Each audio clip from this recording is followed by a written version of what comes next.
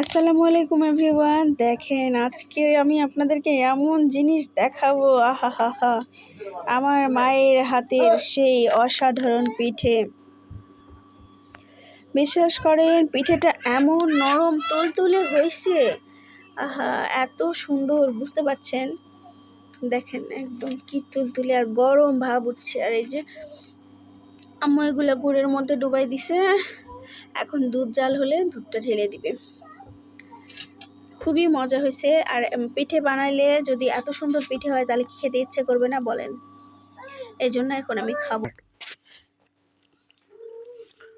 এত মজা, এত নরম, কিছুই লাগবে না, ভর্তা চাটনি কিছুই লাগবে না, খুবই মজা। কয়টা খেলাম? 13টা না এটাতে?